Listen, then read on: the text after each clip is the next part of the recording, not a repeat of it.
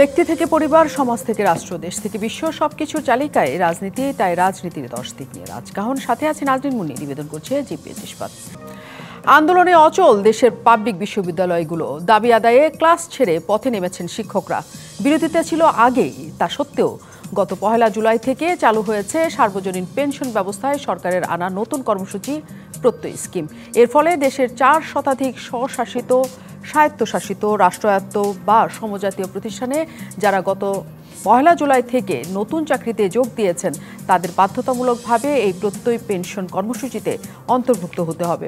অর্থ বিভাগ এবং পেনশন কর্তৃপক্ষ প্রত্যয় চালুর পক্ষে যুক্তি দিয়ে বলছে, কর্মচারীদের অবসরোত্তর জীবনের আর্থিক এবং সামাজিক সুরক্ষা দিতে বিদ্যমান ব্যবস্থার বিকল্প হিসেবে সরকার প্রত্যয় চালু করেছে।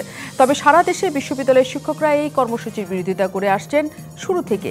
প্রত্যয় স্কিমের প্রজ্ঞাপন প্রত্যাহার এবং শিক্ষকদের জন্য স্বতন্ত্র বেতন স্কেলের দাবিতে শিক্ষক কর্মচারীরা ক্লাস পরীক্ষা বর্জন করে 3 দিন ধরে আন্দোলন করছেন। অচল হয়ে আছে দেশের 35টি পাবলিক বিশ্ববিদ্যালয়। দাবি আদায় না হওয়া পর্যন্ত তারা ক্লাসে না যাওয়ার হুঁশিয়ারি দিয়ে বলছেন, বিশ্ববিদ্যালয়ের শিক্ষকদের জন্য যে প্রত্যয় স্কিম আরোপ করা হয়েছে তা তাদের পারিবারিক সুরক্ষা নষ্ট করছে। কেউ কেউ আবার এও অভিযোগ করেছেন, পেনশন স্কিমে শিক্ষকদের তুলনায় আমলারা বেশি সুবিধাভোগী হবে। আসলে কি আছে এই প্রত্যয় স্কিমে? কেন এত আপত্তি বিশ্ববিদ্যালয়ের শিক্ষকদেরই? সরকারের পক্ষ থেকে বলা হয়েছে, যারা শুধুমাত্র চলতি জুলাই থেকে চাকরিতে ঢুকবে তাদের জন্য এটি কার্যকর হবে। তাহলে বর্তমান শিক্ষকরা কেন এই আন্দোলন করছেন? সার্বজনীন হলে আমলারা এখনও কেন এই স্কিমের বাইরে? এইসব নিয়ে আলোচনায় আজ রাজকাহন স্টুডিওতে আছেন সাবেক সচিব আবু আলম মোহাম্মদ শহীদ খান, আছেন জাতীয় পেনশন কর্তৃপক্ষ সদস্য মোহাম্মদ গোলাম মোস্তফা এবং আছেন ঢাকা বিশ্ববিদ্যালয় শিক্ষক সমিতির সভাপতি অধ্যাপক ডক্টর নিজামুল হক ভূঁইয়া। এবং দর্শক আপনারা আছেন আমাদের সাথে। আন্দোলন প্রতিদিন আমরা দেখতে পাচ্ছি শিক্ষকদের আন্দোলন, সে আন্দোলন কোন পথে যাচ্ছে, কিভাবে যাচ্ছে এবং শিক্ষকরা আসলে কি করতে চাইছেন এখন তা জানতে চাই আমরা। আমি শুরুই করতে চাই অধ্যাপক ডক্টর নিজামুল হক ভূঁইয়াকে দিয়ে। অনেক ধন্যবাদ স্যার, আপনি আমাদের সাথে যুক্ত আছেন আজকে। অনেকের কাছেই ঠিক স্পষ্ট না কেন শিক্ষকরা রাস্তায়, কেন আন্দোলন করছেন তারা। আপনি যদি একটু ছোট করে বলেন যে আন্দোলনের কারণটা আসলে কি। ধন্যবাদ নাজনীন মুন্নি, ধন্যবাদ ডিবিসির অসংখ্য দর্শকবৃন্দকে যারা আজকে আমাদের এই যে আন্দোলনের প্রেক্ষাপটে আমরা কথা বলছি। আপনারা সারা দেশবাসী জানতে পারবেন যে আমরা কী কারণে আজকে আমরা এই 3 দিন ব্যাপী আমরা লাগাতার কর্মসূচি পালন করে যাচ্ছি। আমার সাথে আমাদের অত্যন্ত শ্রদ্ধাভাজন আবু আলম মোহাম্মদ শহীদ খান আছেন, পেনশন কর্তৃপক্ষের গোলাম মুস্তফা সাহেব আছেন। ওনাদেরকে ধন্যবাদ জ্ঞাপন করছি। আমরা আশা করব যে আপনারাও আমাদের এই দাবিটার পক্ষে যখন আমরা কথা বলবেন আপনারাও যুক্তিযুক্তভাবেই আমরা কেন এটার পক্ষে অবস্থান নিয়েছি আপনারা কথা বলবেন। আসলে দেখুন, আমরা পূর্বে যেখানে ছিলাম 30শে জুনের আগে, যারা অর্থাৎ আমি শিক্ষকতা করছি, আর বর্তমানে প্রত্যয় স্কিমে যেটা করা হলো তার মধ্যে যে সুযোগ সুবিধাগুলো কাটেল করা হলো সে আলোকে কিন্তু আমরা আন্দোলনে নেমেছি। এবং যেমন আমি প্রথম কী অসুবিধাগুলো হলো যে আমাদের আগে কখনো কোনো বেতন কর্তন করা হতো না। এখন প্রত্যেক স্কিমে 10% বেতন থেকে কাটা হবে অথবা 5,000 টাকা দিতে হবে। তারপর হলো যে আমাদের অর্জিত ছুটি, যদিও ওনারা সেটা গতকালকে কারেকশান করেছে, অর্জিত ছুটি যেটা ছিল সেই কারণে আমরা 18 মাসের টাকাটা পেতাম এবং এককালীন আমরা 80 লক্ষ টাকা পেতাম। তারপরে হলো যে আমাদের বয়সসীমা ওনারা প্রত্যেক স্কিমে যেভাবে ব্যাখ্যা করেছেন সেটা ওনারা 60 বছর বলেছিলেন, কিন্তু গতকালকে ওনারা কারেকশান করেছেন এটা 65 বছর। যদিও আমাদের আন্দোলনের আগে কিন্তু এটা 60 বছরের ছিল। তারপরে আপনার ফেস্টিভ্যাল ভাতা দুইটা ঈদের ভাতা। আমরা শিক্ষকরা, আমাদের তো মানে অনেক শিক্ষক আছে যে আমরা অনেকে হয়তো গবেষণা করে বা প্রজেক্ট করে, কিন্তু সব শিক্ষক তো আর গবেষণা প্রজেক্টের সুবিধাও নেই আর সব সাবজেক্টও নেই। তারা এই ফেস্টিভ্যাল ভাতার উপরেও তাকিয়ে থাকে। যে 2টা ফেস্টিভ্যাল ভাতা, 2 ঈদে এবং বৈশাখী ভাতা এবং মেডিকেল ভাতা সেটা পর্যন্ত আমাদের বন্ধ করে দেওয়া হয়েছে। তখন আমরা ভাবলাম যে আগে কোথায় ছিলাম, এখন আমরা কোথায় যাচ্ছি। সাধারণত সুযোগ সুবিধা যেখানে থাকে মানুষ সুযোগ সুবিধা বৃদ্ধি করে, সুযোগ সুবিধা যখন কাটেল করা হয় তখন কিন্তু মানুষ সে জায়গায় থাকতে পারে না। সেই আলোকেই কিন্তু আমাদের যখন প্রত্যয় স্কিমটা আসলো, এবং আরেকটা জিনিস হলো যে প্রত্যয় স্কিমটা ওনারা চালু করলেন, আমরা হঠাৎ করে একদিন ঘুম থেকে উঠে যে প্রত্যয় স্কিম চলে আসছে আমাদের জন্য। আমরা আলাপ আলোচনা করে বিশ্ববিদ্যালয় শিক্ষক সমিতি ফেডারেশনে আমি মহাসচিবও বটে, তো ঢাকা বিশ্ববিদ্যালয় শিক্ষক সমিতির সভাপতি যেমন আমরা আলোচনা করে আমরা 3 দিন পরে সেটা প্রত্যাখ্যান করে আমরা বিবৃতি দিয়েছি। ঢাকা বিশ্ববিদ্যালয় শিক্ষক সমিতি বিবৃতি দিয়েছে এবং আমাদের 35টি বিশ্ববিদ্যালয় বিবৃতি দিয়েছে। আমরা গণস্বাক্ষর সংগ্রহ করেছি। আমরা মাননীয় শিক্ষামন্ত্রী মহোদয় সাথে কথা বলেছি, শিক্ষা প্রতিমন্ত্রীর সাথে কথা বলেছি, শিক্ষা উপদেষ্টাকেও জানিয়েছি যে আমাদের এই সমস্যা। ওনারা শুনেছেন, আমাকে পজিটিভলি নিয়েছেন। ঠিক আছে, আপনাদের এই যে দাবিগুলো সেটা আমরা মাননীয় প্রধানমন্ত্রীর সাথে কথা বলবো। এটা তো আমরা করিনি, এটা অর্থ মন্ত্রণালয় করেছে। আসলে সত্য তো শিক্ষা মন্ত্রণালয় করে নাই, করেছে অর্থ মন্ত্রণালয়। যেটা অর্থ মন্ত্রণালয় টাকাটা দেয়। আমাদের দুঃখ হলো যে আপনারা যে এত বড় একটা পেনশন স্কিম করলেন, আমরা তো স্টেক হোল্ডার, আমাদের একজন সদস্য হলেও তো থাকা উচিত ছিল। কিন্তু আমরা দেখেছি যে 2015 সালে যখন জাতীয় বেতন স্কেলটা করা হয়, তখন কিন্তু আমাদের একজন শিক্ষক ছিলেন।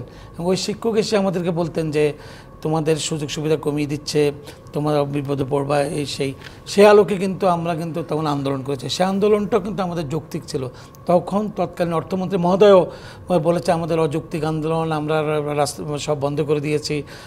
আমি অত্যন্ত শ্রদ্ধা করছি যে উনি একজন ভালো অর্থমন্ত্রী ছিলেন, আমাদেরকে হয়তো বলেছেন, কিন্তু এরপরেও উনি কিন্তু আলাপ আলোচনার পর মাননীয় প্রধানমন্ত্রী তখন আমাদেরকে ফিটা উৎসবে ডেকেছেন। আমাদের বর্তমান উপাচার্য doctor S M Maksud Kamal সাহেব ছিলেন ফেডারেশনের মহাসচিব এবং ফরিদ স্যার ছিলেন সভাপতি। আমি শিক্ষক সমিতির সদস্য হিসেবে আমরা সেই ফিটা উৎসবে গিয়েছি। সেখানে কথা হলো যে আমাদেরকে যেখানে নামানো হলো সেটা ঠিক করা হবে এবং ওনারা যে সুপার গ্রেড, যেটা সিনিয়র স্কেল এর পদটা, সেখানেও আমাদের রাখা হবে। একটা কমিটি করা হলো। আজকে আমি একটু আগে চ্যানেল আইতে কথা বলেছেন মান্নান সাহেব, উনি প্রতিমন্ত্রী ছিলেন, উনিও সেই কমিটির মেম্বার ছিলেন। আমাদের সাবেক অর্থমন্ত্রী মুহিত সাহেব সেই কমিটির মেম্বার ছিল। আমির হোসেন আমু সাহেবকে আহ্বায়ক করা হলো। তোফায়েল আহমেদ সাহেব সদস্য ছিলেন, আমাদের ফরিদ সাহেব সদস্য ছিলেন, মাকসুদ কামাল সাহেব সদস্য ছিলেন, আরও 2-1 ছিলেন, আমি এই মুহূর্তে মনে পড়ছে না। একটা মিটিং করার পর ওনারা আর মিটিংটা করেন নাই। 9 বছর আমরা দেখতে যে আমাদের সুপার গ্রেডটি কোথায়। সেই সুপার গ্রেডটির জন্য আমরা স্ট্যাটাস চাচ্ছি। এখানে আমাদেরকে বলা হয়েছে তা আপনাদেরকে 6টি পদ দেওয়া হবে। আমরা শিক্ষকরা কি এতই অবহেলিত যে আমাদেরকে এই জিনিসটা করলে কি আমরা জাতীয়ভাবে কি সম্মান পেতাম না? শিক্ষকদের সম্মান করলে তো আপনার সম্মানিত হবে। আমি যেমন আমার শিক্ষকের সম্মান করছি, আমার ছাত্ররাও আমাকে সম্মান করছে, কিন্তু সে মর্যাদাটা আমরা ফেরত পাই নাই। তার জন্য আমাদের শিক্ষকরা বলেছে যে আমাদের সুপার গ্রেড দিতে হবে, প্রত্যেক স্কিম প্রত্যাহার করতে হবে। এমনকি দিন বদলের সনদ আওয়ামী লীগের সেখানে বলা হয়েছিল যে আমাদেরকে একটা স্বতন্ত্র বেতন স্কেল দেওয়া হবে, কিন্তু অদ্যাবধি স্বতন্ত্র বেতন স্কেলটা আমি মনে করি যে প্রাইমারি থেকে হাই স্কুল, কলেজ এবং বিশ্ববিদ্যালয় সব জায়গায় এটা হলে সবার জন্য ভালো হবে। আমাদের সরকারি কর্মকর্তারা ওনাদের জায়গা থেকে, আমরা তো তখন আন্দোলন করার দরকার নেই। আমরা ওনাদের আপনি বলেছেন সরকারি কর্মকর্তাদের বিরুদ্ধে অনেক কথা বলছে, কেন আমরা সেটা বলতে পারবো? আমরা তো ওনারা যেমন এই দেশের, আমরা তো এই দেশের, তাই না? আমার পরিবারের সদস্যরাও সেখানে জব করতেছেন, আবার ওনাদের পরিবারের সদস্যরাও তো বিশ্ববিদ্যালয়ে জব করতেছেন। নিশ্চয়ই। তারপরেও এতগুলো কথা হচ্ছে, আপনি যে অভিযোগের জায়গাগুলি তুললেন আজকে, আমি অবশ্যই মোহাম্মদ গোলাম মোস্তফার কাছ থেকে সেটি জানতে চাই। তিনি সদস্য জাতীয় পেনশন কর্তৃপক্ষ। আমি প্রশ্নগুলি না করি, আপনি নিশ্চয়ই অভিযোগের জায়গাগুলি মানে আপনাদের তরফ থেকে কি বলার আছে? ধন্যবাদ আপনাকে। এখানে বেশ কয়েকটা প্রশ্ন বা অসুবিধা বা অভিযোগ যাই বলি না কেন আসছে।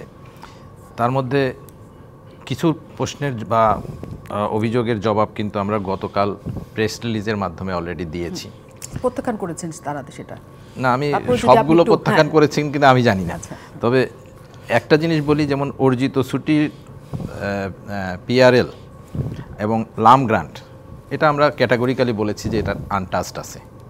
যদি সেটা আনটাচড থাকে তাহলে তো আর কোনো অভিযোগ থাকার কথা না এই ইস্যুতে। তারপরে কর্তন, 10% কর্তন। দেখেন, এখন যে পেনশন ব্যবস্থায় আমরা আছি এটা একটা আনফান্ডেড পেনশন ব্যবস্থা। এটাকে বলে আনফান্ডেড ডিফাইন্ড বেনিফিট পেনশন সিস্টেম। আনফান্ডেড থেকে বিশ্বের বিভিন্ন দেশ ফান্ডেড কন্ট্রিবিউটরি পেনশনে গেছে। আমাদের পার্শ্ববর্তী দেশ ইন্ডিয়াও 2004 সনে গিয়েছে। এটার মূল কারণ হলো আনফান্ডেড পেনশন স্কিম যেহেতু বাজেটারি অ্যালোকেশনের মাধ্যমে চালানো হয়, এটা সাস্টেইনেবিলিটি কিন্তু প্রশ্নাতীত নয়। এর ব্যয় বাড়তেই থাকে, বাজেটারি অ্যালোকেশন বাড়তেই থাকে। যেহেতু কোনো ফান্ড থাকে না, এটা কিন্তু আনসাস্টেইনেবল হতে পারে। 10, 15, 20 বছর পর এখানে ব্যয় কত লাগবে, আমার সেই পরিমাণ রেভিনিউ আসবে কিনা, এখানে কোনো মিসম্যাচ হবে কিনা, এটা কিন্তু আনসার্টেন। এই জন্যে বিশ্বের দেশে দেশে ডিফাইন্ড বেনিফিট সিস্টেম থেকে কন্ট্রিবিউটরি পেনশন সিস্টেমে চলে গেছে। আমি বললাম যে আমাদের পার্শ্ববর্তী দেশও 2004 সনে গিয়েছে। এখন ফান্ডেড পেনশন সিস্টেমের নিয়মই হলো এটা কন্ট্রিবিউটরি হয়, যারা পেনশন ভোগ করেন তারাও একটা পরিমাণ দেন, প্রতিষ্ঠানও একটা পরিমাণ দেয়। যেহেতু এটা কন্ট্রিবিউটরি সিস্টেম, এই জন্য এখানে কর্তনের প্রভিশন রাখা হয়েছে। সরকারও বা প্রতিষ্ঠানও দিবে, ব্যক্তিও দিবে। এরপরে আসছে যে 60 বছর 65 বছর, এটাও আমরা গতকাল প্রেস রিলিজে বলার চেষ্টা করেছি যে আসলে এখানে ভুল বোঝাবুঝির অবকাশ নাই। বিশ্ববিদ্যালয়ের শিক্ষকদের অবসরের বয়স 65 থেকে কখনো অবনমন করার সুযোগ নাই। এখন পেনশন ব্যবস্থাপনা আইনে 60 বছরের থেকে পেনশনের কথা বলা হয়েছে, এটা অ্যাড্রেস করা হবে, এটা আমরা অলরেডি বলেছি। আর আরেকটা জায়গায় যদি ধরেন অনেকে মানে কারোর মধ্যে যদি কনফিউশন থাকে, তাহলে এভাবেও জিনিসটা দেখা যায়। যেমন পেনশন ব্যবস্থাপনা আইনের আওতায় যদি প্রত্যয় স্কিম হয়, তাহলে যিনি এই স্কিমে আসবেন উনি অবসর সুবিধা পাবেন 60 বছর থেকে। বিশ্ববিদ্যালয়ের শিক্ষকদের যদি চাকরি 65 বছর হয়, এখন কিন্তু আর গভর্নমেন্ট বাজেটারি অ্যালোকেশন থেকে পেনশন পাবে না, তাহলে পেনশন কর্তৃপক্ষের থেকে কিন্তু তার এন্টাইটেলমেন্ট 60 বছরে জন্মে যায়। তার মানে এখান থেকে সে পেনশন পেতে শুরু করেন, আবার ওদিকে 65 বছর পর্যন্ত চাকরি করার সুযোগ আছে। তার মানে ডুয়াল ফ্যাসিলিটিসের কিন্তু সুবিধা এখানে। তার মানে এই জিনিস সংশোধন না করার কোনো কারণ নাই। তখন দ্বৈত সুবিধা তো সরকার নিশ্চয়ই দিতে চাইবে না। সুতরাং এখানে কোনো অনিশ্চয়তা বা বিশ্বাস অবিশ্বাসের দোলাচাল থাকার কথা না এই 60-65 ক্ষেত্রে। ফেস্টিভ্যাল অ্যালাউন্স, বৈশাখী ভাতা এবং মেডিকেল ভাতা। এখন ফেস্টিভ্যাল অ্যালাউন্স কত পান? একজন 1 নম্বর গেটের যিনি সদ্য অবসরে গিয়েছেন, উনি 70,200 টাকা ফেস্টিভ্যাল অ্যালাউন্স পান। বৈশাখী ভাতা পান 7,020 টাকা। মেডিকেল অ্যালাউন্স পান 1,500 টাকা। এই 3টে অ্যামাউন্ট যদি আমি যোগ দেই, আর পেনশন, মাসিক পেনশন পান 35,100 টাকা। এই 4টা যদি যোগ দেওয়া হয়, সাথে যদি আনুতোষিক, একটা কথা উনি বলেছেন যে আনুতোষিক বা গ্র্যাচুইটি পাবে 80,73,000 টাকা, এটাও যোগ দিতে হবে। যোগ দেওয়ার পর এই যোগফল যদি আমরা একটা অ্যাজাম্পশন যদি ধরি যে 30 বছর একজন চাকরি করেছেন, তারপরে অবসরে গেছেন, এবং 15 বছর পর্যন্ত যদি এই সুবিধাকে যদি আমরা ক্যালকুলেট করি, তাহলে দেখা যাবে যে বর্তমানে যে সুবিধা পায় সবগুলো যোগ দেওয়ার পর তার থেকে নতুন যে সিস্টেমে যিনি অবসরে যাবেন টাকার অঙ্কে এটা অনেক গুণ বেশি। ইভেন উনি যে মানে প্রত্যয় স্কিমের যারা সদস্য হবেন, তারা যে 10% জমা দিবেন, ওই জমা দিলে 30 বছরে উনি জমা দিবেন 18 লক্ষ টাকা। এই 18 লক্ষ টাকাও যদি আমি মাইনাস করে দেখাই যে এটা যেহেতু তার টাকা, আমি এই সুবিধা তাকে তার হিসাবের মধ্যে রাখবো না, তাহলে পরেও এই অঙ্কটা বড়। এখন আমরা যদি 30 বছরের চাকরিতে 1,24,660 টাকা পেনশন দেখিয়েছি এবং তাও বলেছি এটা সম্ভাব্য, যদি এটার ইনভেস্টমেন্ট রিটার্ন আরও বেশি হয়, তাহলে পরে আরও বেশি এটা হতে পারে পেনশনের এই অ্যামাউন্ট। ওইটাকে আমি যদি 1,24,660কে বিভাজন করে দেখাই যে এই টাকার মধ্যে 30,000 টাকা উৎসব ভাতা, 30-30-60 কিংবা 40-40-80, অথবা বৈশাখী ভাতা যদি দেখাই 8,000, মেডিকেল ভাতা যদি দেখাই 1,500 কিংবা 2,000, এইটা যোগ দিলে কনসলিডেটেড ফিগারের থেকে যদি কম হয় দেন হয়তো সে থাকতে পারে। যদি কম না হয় তাহলে তো আমি বলবো যে এখন যা পায় তার থেকে বেশি ওখানে দেখানো হয়েছে। সুতরাং আমার কাছে মনে হয় যে এটা অ্যাবসোলিউট টার্মে যদি আপনি যোগফলও করেন, তাহলেও দেখা যায় যে এই সুবিধা কার্টেল করা হয়, মানে কোনো দিক থেকে টাকার অঙ্কে ক্ষতিগ্রস্ত তারা হবে না, আমার কাছে মনে হয় না। কিন্তু এক জায়গায় একটা কথা, যে এককালীন যে গ্র্যাচুইটির টাকা যেটা 80 লাখের বেশি, সেটা এককালীন হিসেবে পেনশনের পর সবাই পেত, যেটা তারা নানা জায়গায় বিনিয়োগ করতেন, ছেলে মেয়েকে বাইরে পাঠাতেন, বিয়ে দিতেন, জমি কিনতেন, বা নিজের থাকার একটা বাসস্থান করতেন। কিন্তু সেটাকে যখন আপনি ভাগ ভাগ করে 1 লাখ বা 1,24,000-এর মধ্যে দিচ্ছেন, তার কিন্তু আর পুরো জীবনটা কাটানোর জন্য একটা বড় কিছু রইল না হাতে, সেটার ব্যবস্থা কি? আচ্ছা, এখন আসেন যে এই যে গ্র্যাচুইটি বা আনুতোষিকের টাকা, জি। আনুতোষিকের টাকা সরকারি কর্মচারী যারা আছেন তারা যে পান, বেশিরভাগ ক্ষেত্রে তারা 35,000 টাকা যে পেনশন, এই পেনশনের 35,000 টাকা কিন্তু সংসার চলে না। বেশিরভাগ এই আনুতোষিকের টাকা কি করেন, আনুতোষিকের টাকা সঞ্চয়পত্রে, পেনশন সঞ্চয়পত্রে বিনিয়োগ করেন। বিনিয়োগের যে রিটার্ন, সঞ্চয়পত্রের রিটার্ন কিন্তু আগের থেকে এখন একটু কম। ওই রিটার্নের থেকে যদি এখানে রিটার্ন বেশি হয় তাহলে which one will be better? মানে সেটা আপনারা নির্ধারণ করে দিয়েছেন যে যেহেতু সঞ্চয়পত্র তারা কেনে, কাজে সেখান থেকে যে রিটার্ন হয় সেটার থেকে তো আপনি এখানে যদি থাকে তার থেকে তো রিটার্ন বেশি পাচ্ছেন। আর আরেকটা বিষয় আমি অনেক সময় বলি নাই যে আমাদের দেশে যে পেনশন, জাতীয় পেনশন কর্তৃপক্ষ করা হয়েছে, জাতীয় পেনশন কর্তৃপক্ষের অনেকেই বলেছেন, আজকে দেখলাম ইউনিভার্সিটির একজন কর্মচারী বলছেন যে আমার কাছ থেকে যে টাকাটা কাটবে সেটা কোথায় যাবে আমি জানি না। এটাও একটু ক্লিয়ার করা দরকার বলে হয় আমার কাছে। আমাদের পেনশন ব্যবস্থাপনা আইনে দেখবেন দুটো ফান্ডের কথা বলা হয়েছে, একটা জাতীয় পেনশন কর্তৃপক্ষের ফান্ড আর একটা পেনশন ফান্ড। এই পেনশন ফান্ডের টাকা একটি টাকাও বিনিয়োগ এবং অ্যানুইটি বা পেনশন দেওয়া ছাড়া অন্য কোথাও ব্যয় করার সুযোগ পেনশন কর্তৃপক্ষের নাই। আর পেনশন কর্তৃপক্ষের জন্য যে টাকা লাগবে সমুদয় টাকা সরকার বাজেটারি অ্যালোকেশন থেকে দিবে। তার মানে আপনার ফান্ড পরিচালনার বা ব্যয় বা পরিচালন ব্যয় এখানে কিন্তু শূন্য। ফলে এর থেকে রিটার্ন অন্য কোনো জায়গায় বেশি আসবে বলে আমার কাছে অন্তত মনে হয়নি। আমি আরেকটু জানবো, নিশ্চয়ই মোহাম্মদ গোলাম মোস্তফা অনেকখানি আপনি পরিষ্কার করেছেন, তারপরেও জানার আছে এটা আস্থা অনাস্থার জায়গা একসাথে কেন এসছে পরে যে শিক্ষকরা জমাবে বা সবাই মিলে জমাবে, সেই টাকা সরকার তার সরকারি কাজে ব্যয় করবে কিনা, এই ধরনের একটা অভিযোগের জায়গা, সন্দেহের জায়গা ঘুরপাক খাচ্ছে, সেটা নিশ্চয়ই আমি আপনার কাছ থেকে পরিষ্কার করব। কিন্তু তার আগে আমি আবু আলম মোহাম্মদ শহীদ খানের কাছ থেকে আসি। যে প্রশ্নটা সব জায়গায় ঘুরছে যে 400টা সংস্থাকে বা 400 প্রতিষ্ঠানকে এই আওতায় আনা হচ্ছে, শুধুমাত্র সরকারি কর্মকর্তা কর্মচারী ছাড়া, মানে সার্বজনীন পেনশন স্কিম তাহলে কেমন করে হলো? না, এখনই যদি ওই অর্থে বিবেচনা করেন তাহলে এখনো সার্বজনীন নয়। জি, কিন্তু স্কিমের নাম তো সার্বজনীন এবং ধীরে ধীরে বাস্তবায়ন হচ্ছে। আগে 4টা ঘোষণা করা হয়েছিল, এখন একটা করা হয়েছে এবং এটাও ঘোষণার মধ্যে আছে যে আগামী বছরে সরকারি কর্মচারীরা বা গণকর্মচারীরা এটার মধ্যে আসবেন, একই পদ্ধতিতে আসবেন। ওইখানে ওই জিনিসটা ইম্পর্টেন্ট যে আমাদের যে পেনশন ব্যবস্থা আছে সেটা আনফান্ডেড ছিল এবং এটা সরকারি বাজেটের মধ্যে এটা ছিল। তো এটাও অর্থনীতিবিদরাই এরকম আলোচনা করেছেন এবং অনেকে আলোচনা করেন যে এই পেনশনটাকে কীভাবে পৃথক করা যায় এবং এটা কীভাবে ফান্ডেড করা যায়। আসলে পৃথিবীর উন্নত দেশগুলোতে তো এটা চালু আছে। তাদের সুবিধা হলো যে তাদের তো প্রত্যেকটা মানুষের ট্যাক্স ফাইল আছে এবং ট্যাক্স রিটার্ন আছে, ট্যাক্স জমা হয়, মানে আপনি যেদিন কাজ করবেন সেদিনই আপনার ট্যাক্স কাটা হয়। আর আমরা তো ট্যাক্স কাটি আপনার বছর শেষে, আমরা আমাদের মতো করে হিসাব টিসাব দেই এবং সেই হিসাবে অটোমেশন নাই, সো জানাও যায় না। ওইসব দেশেও ক্যাশে কাজ করার সুযোগ আছে, অনেকেই করেন, তারা ট্যাক্স ফাঁকি দেন, কেউ ব্যবসায় ফাঁকি দেন, কেউ হয়তো তার নিজের বেতনটাই ফাঁকি দেন। কিন্তু ফাইনালি যেটা হয় যে তাদের এই কালেকশনের মধ্য দিয়ে তাদের একটা পেনশন ফান্ড ডেভেলপ করে এবং পৃথিবীর অনেক দেশে দেখা গেছে যে এডুকেশন যারা আছেন তাদের পেনশন ফান্ডটা অনেক বড়, বিশাল অন্যদের তুলনায়, এবং তারা বেশ ভালো বেতন পান, তাদের বেতন কাঠামো ভালো, এই কারণে তাদের পেনশন ফান্ডটা অনেক বড়। আরেকটা জিনিস আছে যে ওয়েলফেয়ার স্টেট যখন তারা বলে তখন তারা ওল্ড এজ বেনিফিট একটা আছে।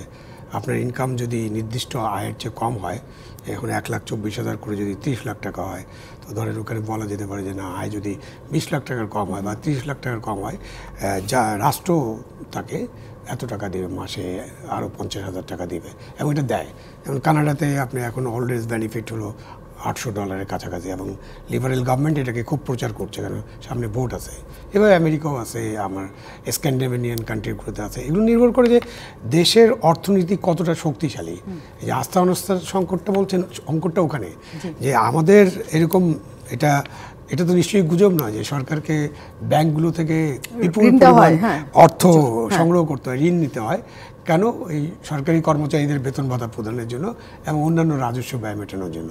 তো যেখানে আমাদের অর্থনৈতিক অবস্থা এখনও এরকম অবস্থা আছে, সেখানে এই ধরনের স্কিম যখন আপনি চালু করতে যাবেন তখন নানান আলোচনা আসবে, নানান ধরনের বিশ্বাসহীনতা থাকবে, আস্থার সংকট থাকবে। সেই জন্য দরকার ছিল যে আমরা যেমন পে স্কেল করার সময় সকলকে একসাথে বসে অনেক দিন ধরে একটা আলাপ আলোচনা করে এটা করি, সেই আলাপ আলোচনাটা এই ক্ষেত্রে হয়নি বলে প্রতীয়মান। আসলেই হয়নি যে পেনশন চালু করা নিয়ে আমরা কোনো আলোচনাতে যাইনি। এটা একটা জাতীয় পেনশন কর্তৃপক্ষ আইন করার আগে বা পেনশনের এই বিষয়গুলো করার আগে একটা কমিশনের মতো যদি করা হতো মানুষকে বোঝানোর জন্য বা তাদের বক্তব্য শোনা যেত, তাহলে বোধহয় এই ঝামেলাটা হতো না। আমি বিশ্ববিদ্যালয়ের শিক্ষকদের সাথে আলোচনা আমি বারবার একটা কথা বলার চেষ্টা করছি যে আমি মনে করি যে বাংলাদেশের শিক্ষকদের পৃথক বেতন স্কেল হওয়া উচিত। এটা নিয়ে অনেক দিন ধরে আলোচনা হচ্ছে এবং এটার কমিটমেন্টও আছে। এই কমিটমেন্টটা সরকারের আছে, রাজনৈতিক দলগুলোর আছে, দিন বদলের সনদে তো আছেই। সুতরাং তারা এটা করতে পারেন। আগে এটা করলে তখন কিন্তু ওই পেনশন নিয়ে ওই গণকর্মচারীর সাথে তুলনা, এটা পাচ্ছে আমি এটা পাচ্ছি না, সে এটা পাচ্ছে, এই জিনিসটা থাকতো না। কিন্তু আবু আলম মোহাম্মদ শহীদ খান, প্রশ্ন হচ্ছে যেহেতু 400টি প্রতিষ্ঠানকে একই সাথে একই আওতায় আনা হচ্ছে একই রকম করে, আমরা শুধু আমাদের শিক্ষকদের দেখছি যে তারা এটা মানছেন না, অন্য কারোর আওয়াজ কিন্তু আমরা এই ক্ষেত্রে দেখছি না। কেন তাদের আওয়াজ নেয় এবং কেন আমরা আমাদের শিক্ষকদের আওয়াজই শুনছি যে এটা করা ঠিক না? জুলাই থেকে যারা যুক্ত হবেন তারা নতুনভাবে, তার সাথে তো এখনকার আন্দোলনের সাথে কোনোভাবে সম্পৃক্ত হতে পারে না। নানা প্রশ্নই আমাদের মাথায় ঘুরপাক খাচ্ছে। আমরা উত্তর তো চাই, তবে একটা বিরতির পর। আমন্ত্রণ আরও একবার জিপিএস ইস্পাত নিবেদিত রাজকাহনে আমরা প্রত্যেক স্কিম নিয়ে আজকে কথা বলছি, আন্দোলন নিয়েও আমরা একই সাথে, যে আসলে এই আন্দোলনটা কোন জায়গায় কতটুকু যৌক্তিক হচ্ছে, আসলে হচ্ছে কিনা সেটাও একটা প্রশ্ন। আমাদের সাথে অধ্যাপক ডক্টর নিজামুল হক ভূঁইয়া আছেন। স্যার, আপনার কাছে আসলে যে জায়গাটা, যেটা প্রশ্ন রেখে গিয়েছিলাম যে হ্যাঁ, এতগুলি প্রতিষ্ঠানের বাইরে আমরা আপনাদেরকেই দেখছি যে আন্দোলনটা করতে, এবং যেখানে প্রশ্ন হচ্ছে যে জুলাই থেকে যারা যুক্ত হবেন এই চাকরিতে তারা এই স্কিমের আওতায় আসবেন, যারা আগে থেকে আপনারা আছেন তারা এই আন্দোলনটা করছেন, মানে ব্যাপারটা কেন? শোনেন, বাংলাদেশের প্রেক্ষাপটে আমাদের শিক্ষকরা সবসময় আমরা আত্মমর্যাদা নিয়ে আমরা বেঁচে থাকতে চাই। বাংলাদেশের প্রেক্ষাপটটা এই কারণে করলাম, সমাজ ও জাতি গঠনে বিশ্ববিদ্যালয়ের যে শিক্ষকদের যে অবদান, 71 সালের মুক্তিযুদ্ধেই দেখেন, মুক্তিযুদ্ধের 69 সালে গণ অভ্যুত্থানের শামসুজ্জোহা রাজশাহী বিশ্ববিদ্যালয়ের শিক্ষক ছিলেন। গণ অভ্যুত্থান ওনাকে হত্যা করার পরে কিন্তু হয়ে গেছে। এরপরে 71 সালে মুক্তিযুদ্ধের 26শে মার্চ ঢাকা বিশ্ববিদ্যালয়ের শিক্ষকদেরকে যেভাবে হত্যা করা হয়েছে ওই দিন রাত্রেই, তার পরবর্তী বিজয়ের পূর্ব মুহূর্তে আপনার 14 ডিসেম্বর রাত্রে আমাদের শিক্ষকদের মেধাবীদের ধরে ধরে নিয়ে গেছে। এরাই হলো যে দেশকে মানে নেতৃত্ব দিয়েছে, পাকিস্তানিরা সেটাই মনে করেছিলেন। তো সুতরাং ওই আমাদের পূর্বসূরীরা আমাদেরকে রেখে গেছেন, ওনাদের শহীদদের প্রতি আমরা শ্রদ্ধা নিবেদন করছি।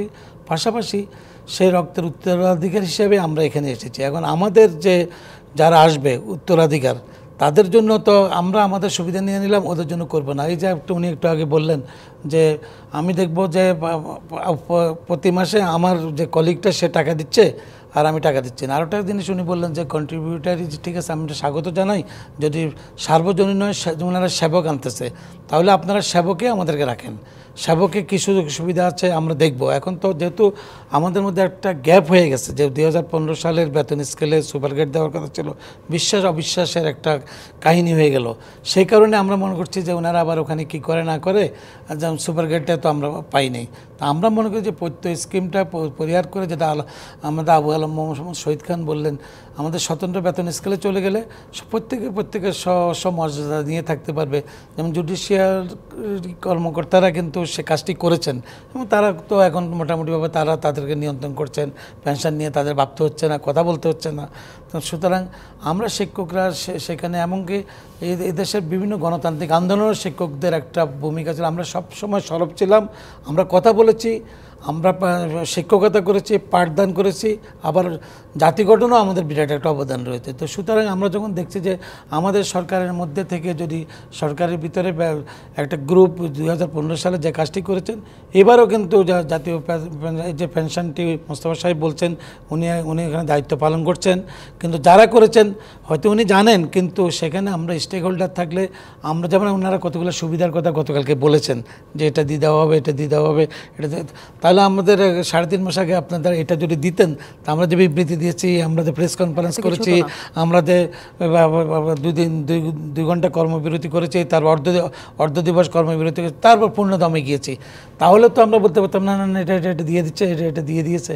কিন্তু সেটা তো হয় নাই। হঠাৎ করে যখন দেখলেন যে আমরা আন্দোলনে চলে গিয়েছি, তখন ওনারা বলছেন না না না এগুলো তো ঠিক হয় না, এগুলো তো ঠিক হয় না। আপনি আমাদের এতগুলো সুযোগ সুবিধা কর্তন করেছেন, সেখানের মধ্যে তো আমার তো এটা লাগবেই। আর একটা জিনিস হলো যে আমি যদি 75 বছর পর্যন্ত চাকরি করে থাকি, আমাদের গড় আয়ু 73-74, 75 বছর পরে আমি যদি মারা যাই, আমার স্পাউস আর কখনো কোনো পেনশন পাবে না। কারণ তখন হয়তো সে আমার স্পাউসকে এখন যেরকম আমাদের আজীবন পেনশনটা, কিন্তু সেখানে আজীবন পেনশনটা থাকবে না। আর ঈদের বোনাসের কথা উনি বললেন যেগুলো শেষ দিকে আমরা একসাথে বোনাস থেকে পাবেন, আমি কতদিন বেঁচে থাকবো না থাকবো আমি তো বলতে পারছি না।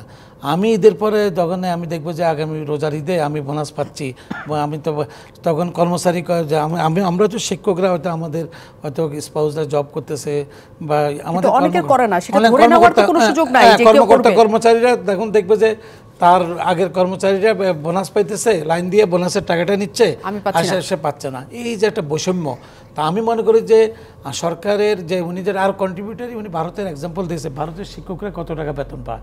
আপনি দেখবেন যে ভারতের শিক্ষকদের বেতনটা যখন দেখবেন তখন আপনারও খারাপ লাগবে। তার শিক্ষকদেরকে এমনভাবে সুরক্ষা করে রেখেছে যে এত বেশি বেতন দিয়ে রেখেছে, ধরো 10% তাদের কাটাও তার গায়ে লাগবে না। সে যদি 3 লাখ টাকা বেতন পায়, 10% দিলে 30,000 টাকা গেলে তো তার কিছু আসে যায় না। কিন্তু আমাদের শিক্ষকদেরও তো বেতন অনেক কম। মোহাম্মদ গোলাম মোস্তফা, তাদের সংখ্যার জায়গাটা দেখলেন, আপনার আশঙ্কার জায়গাটা। জি, আমি আরেকটা জায়গায় আপনার দৃষ্টি আকর্ষণ করতে চাই, সেটা হলো আমাদের যে এখন যে বাজেট দেয়া হয় তাতে দেখা যায় কি আমাদের বাজেটের আয়তনটা জিডিপির 15-16%। আমাদের tax GDP ratio around 9%। 28 lakh লোক বা 29 লাখ লোক কিংবা 30 লাখ লোক ট্যাক্স দেয়, আয়কর দেয় আর কি। আমাদের যে রেভিনিউ, এই রেভিনিউ দিয়ে যেমন স্বতন্ত্র বেতন স্কেলই বলেন কিংবা আমাদের বেতন কাঠামোটাকে আরও একটা যৌক্তিক পর্যায়ে নিয়ে যাওয়ার কথা বলেন কিংবা ভারতের সাথে তুলনা করেন, ভারতের 1 নম্বর গ্রেডের বেতন 2.5 লক্ষ টাকা, কিন্তু আমার এক্সচেকার যতটুকু শক্তিশালী তার উপরেই কিন্তু আমার বেতন কাঠামো কিংবা অন্য ব্যয় নির্ভর করবে। তাহলে এখন ব্যয় তো 2 রকম, একটা হলো রিকারিং এক্সপেন্ডিচার আর একটা নন রিকারিং এক্সপেন্ডিচার। নন রিকারিং এক্সপেন্ডিচার আপনি যে কোনো সময় হয়তো বন্ধ করে রাখতে পারেন, যেমন গাড়ি কিনলেন না, বিদেশ ভ্রমণ দিলেন না। নন রিকারিং এক্সপেন্ডিচারে আপনি কন্ট্রোল আনতে পারবেন, কিন্তু যেটা রিকারিং এক্সপেন্ডিচার সেই বেতন ভাতা তো আপনি না দিয়ে থাকতে পারবেন না। বেতন ভাতায় রেগুলার ইন্টারভালে বাড়ানোরও প্রয়োজন।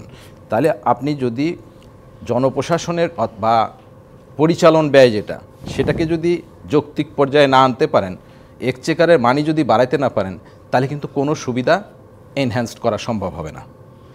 এই জন্যেই যদি আমরা পেনশন ব্যবস্থাটাকে বর্তমান সিস্টেম থেকে বিশ্বের অন্যান্য দেশের মতো, উন্নত দেশের মতো একটা জায়গায় নিয়ে যেতে পারি, তাহলে কিন্তু এই পেনশনের যে রিকারিং এক্সপেন্ডিচার সেটাকে কিছুটা শিফট করা সম্ভব হবে। যদি সম্ভব হয় তাহলে ওখান থেকে এক্সচেকারের যে শক্তিটা হবে সেই শক্তি দিয়ে অন্যান্য সুযোগ সুবিধা অ্যাড্রেস করা সম্ভব হবে। এই উদ্দেশ্যে কিন্তু এই পেনশন সিস্টেমকে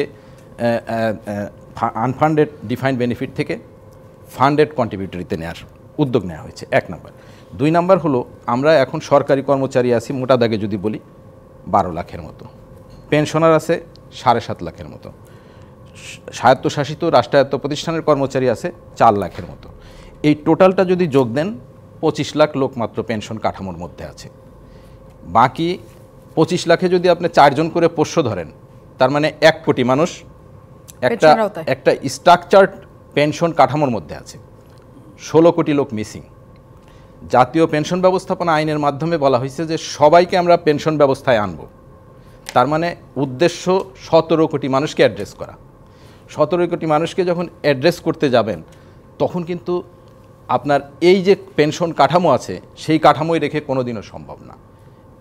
আর যদি আমরা একটা স্মার্ট উন্নত বাংলাদেশ চাই 41 সনে, 16 কোটি মানুষকে যদি আমরা সামাজিক সুরক্ষার বাইরে রেখে দিই, দেন কিভাবে আমার স্মার্ট এবং উন্নত বাংলাদেশ? নিশ্চয়ই সেটা বৃহৎ পরিকল্পনা, সবার জন্য খুবই ভালো পরিকল্পনা, সবার জন্য নিশ্চয়ই সাধুবাদ জানানো পরিকল্পনা। কিন্তু শিক্ষকরা যখন নিজস্ব একটা জায়গায় ছিলেন, তারা নিজস্ব স্কেল চেয়েছেন অনেক বছরের পর বছর ধরে, এবং সেটা করারও বাস্তবায়ন করারও কথা ছিল, এবং তাদের যেসব কাটছাট করা হয়েছে, এত বড় একটা খাত, একটা বড় গ্রুপ গোত্র, তাদের বাদ দিয়ে বা তাদের সাথে কথা না বলে এই কাজটা কেন করা হলো? আর আরেকটা জায়গায় আমি বলে তারপরে আপনার এখানে আসছি। একটা কোশ্চেন আসছে যে সরকারি কর্মচারীদের আনবে কি আনবে না, কিংবা তাদের কি সুবিধা হবে সেরকম একটা সন্দেহের মধ্যেও কিন্তু এখানে আসছে। আবার এটাও হতে পারে যে কেন একসাথে সবাইকে আনা হলো না। তা আমার এর উত্তরে আমি যেটা বলতে চাই সেটা হলো, জাতীয় পেনশন ব্যবস্থাপনা আইন পাশের পর 17ই আগস্ট মাননীয় প্রধানমন্ত্রী যখন উদ্বোধন করেন তখন 4টা স্কিম দিয়ে শুরু হয়েছে। তখন ব্যবস্থাটা ছিল এরকম, প্রথমে কাভারেজ বাড়ানো, যে পেনশনের বাইরে আছে তাকে আগে তাকে নিয়ে নেয়। ইভেন আপনি দেখবেন সোশ্যাল পেনশন যেটা, অর্থাৎ বয়স্ক ভাতা, বিধবা ভাতা, এটাকে অল ওভার দ্য ওয়ার্ল্ড বলা হয় সোশ্যাল পেনশন।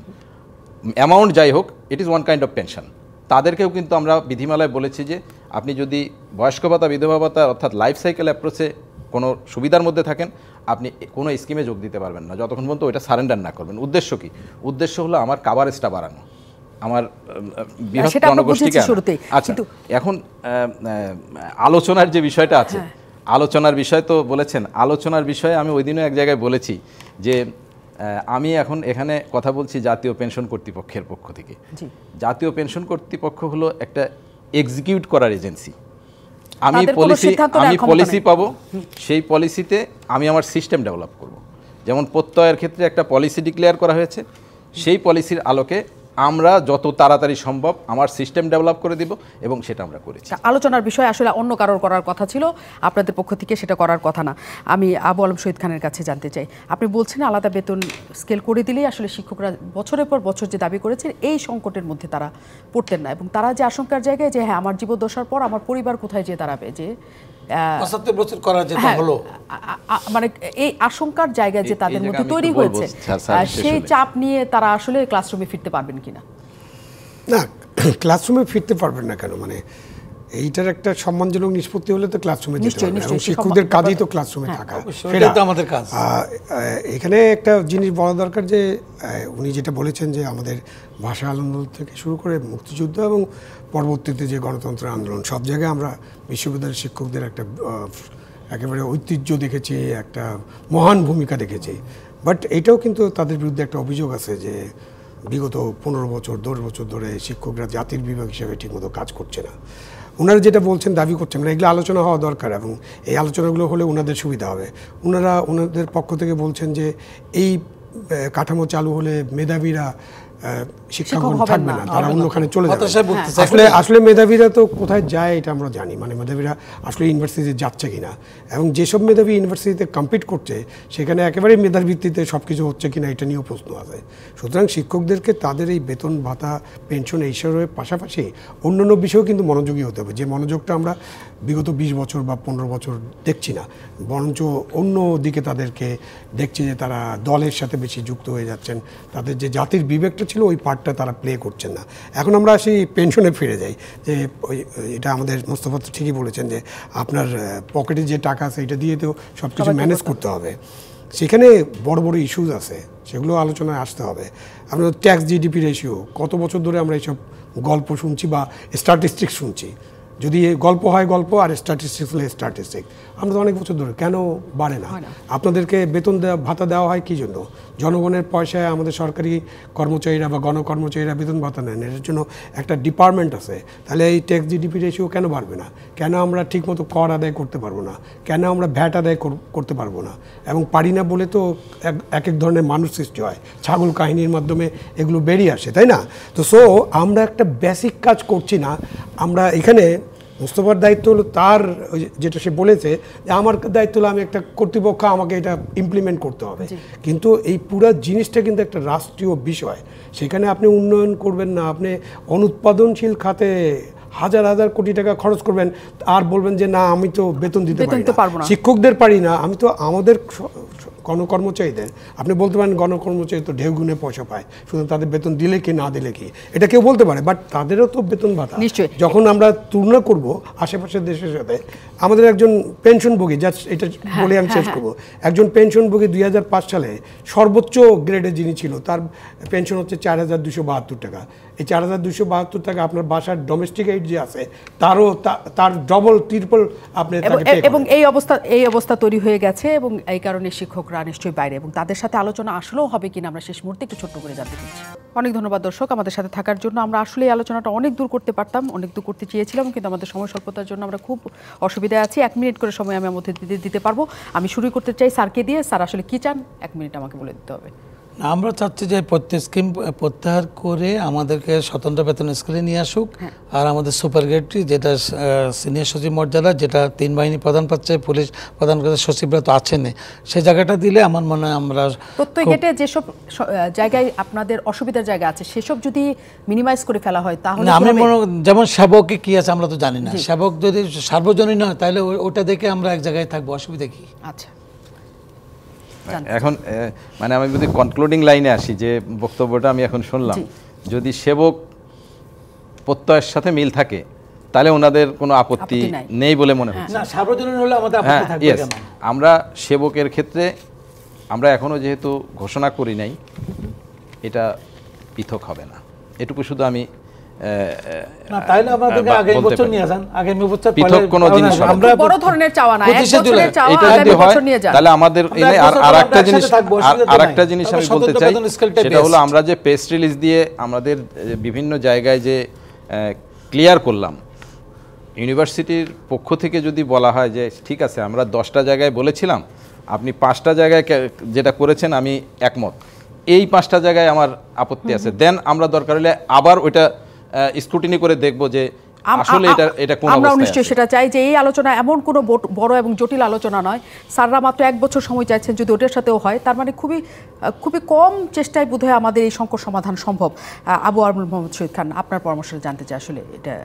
যেহেতু বিশ্ববিদ্যালয়ের শিক্ষকরা এখন বলছেন যে সেবক চালু হলে কি আছে এটা দেখে আমরা সিদ্ধান্ত নিতে চাই, আমার মনে হয় তাদের আপত্তি থাকবে না। সুতরাং এইটার ব্যাপারে আমার মনে হয় 1 বছর এমন কোনো বিষয় না। এখনো যদি চালু করা হয় তারপরেও বাজেটারি সাপোর্ট দিতে হবে।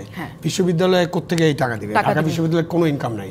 ঢাকা বিশ্ববিদ্যালয় যে পড়ে তার বেতন ফি কত, তার হলে থাকার ফি কত?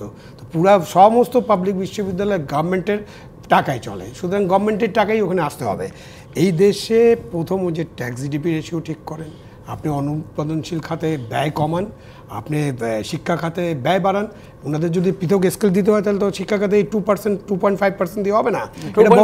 বঙ্গবন্ধুর সময় 4% ছিল, বঙ্গবন্ধুর সময় এটা 4% ছিল, এটা ইট শুড বি 6%। শিক্ষা এবং স্বাস্থ্য খাতে আপনি এইসব খাতে ব্যয় যদি না বাড়ান, আপনি যদি সামাজিক সুরক্ষা তো দিতেই হবে। আমাদের 18 কোটি মানুষ বা 1 কোটি বাইরে থেকে 17 কোটি মানুষ, সব মানুষ কিন্তু খুব গরিব মানুষ, আসলেই গরিব মানুষ। 80% বা 70% মানুষ গরিব। আমরা যে বলি না যে আমরা দারিদ্র বিমোচন করেছি, মানে ওই দারিদ্র বিমোচন করছে কিন্তু আমাদের প্রোটিন ডেফিসিয়েন্সি কিছুই বিমোচন হয়নি। আমাদের যে নতুন নতুন বাচ্চারা যারা জন্মগ্রহণ করছে তারা সাব স্ট্যান্ডার্ড বাচ্চা জন্ম হচ্ছে, তাদের দিয়ে কিছু হবে না। সো আমাদের অনেক জায়গায় অনেক বড় বড় সমস্যা আছে, এগুলো সমাধান করতে নিশ্চয়ই। এবং তার আগে এই সমস্যাটা সমাধান করা আমাদের কাছে মনে হচ্ছে না খুব বেশি জটিল জায়গায় আছে। আমরা চাই এই আলোচনাটা হোক, শিক্ষকরা সব আমাদের ক্লাস নিতে ফিরুক। অনেক ধন্যবাদ আমাদের সাথে।